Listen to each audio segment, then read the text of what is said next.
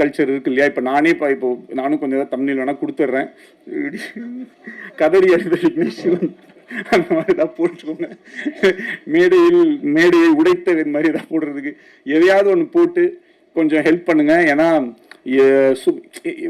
இப்போ எதை பார்த்தாலுமே அது என்னன்னா அந்த தம்ப்நெயில்ல வந்து ஐயோ படம் ரொம்ப அப்படின்னு ஆரம்பிச்சிடறான், உள்ள போனோடனே ரொம்ப கேவலமா இருக்கும்னு நினைச்சேன், ஆனால் ஆக்சுவலாக நல்லா தான் இருக்கு, சூப்பராக இருக்கு அப்படின்னு சொல்லி அப்படிதான் அந்த வீடியோவே ஸ்டார்ட் பண்றாங்க.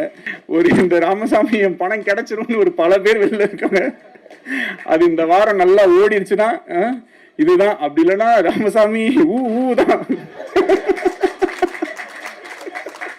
அதனால தயவு செஞ்சு கொஞ்சம் நீங்களாம் உங்க வீட்டு பிள்ளையா நினைச்சு இது மாதிரிதான் இப்ப நிலைமை வந்து அந்த லெவலுக்கு இதுதான் இருக்கு. அந்த இப்ப என்ன கேட்டுட்டாங்க என் கட்சிக்காரர், ஒரு படம் தானே எடுக்க வந்தேன், அந்த மாதிரி ஒரு படம் தானே எடுக்க வந்தேன், அதுக்கு ஏன்பா போட்டு இப்படி அடிக்கிறீங்கன்ற மாதிரி.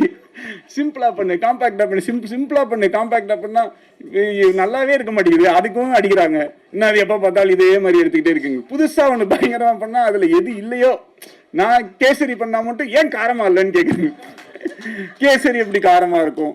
நான் என்ன பண்ண சிக்கன் குழம்பு ஊத்துனா அதுல ஏன் இனிப்பாவே இல்லைன்னு கேட்டீங்கன்னா இதுக்கு என்ன பண்றதுன்னு நமக்கு வந்து தெரியல. இந்த படத்துக்குள்ள சில நல்ல விஷயங்கள் இருக்கு, அவ்வளவுதான். பிளஸ் பயங்கரமா படம் எடுக்கிறது என்னால பயங்கரமா எடுக்க முடியுமா நீங்க சொல்லுங்க? ஓரளவுக்கு தான் நம்மளால எடுக்க முடியும்.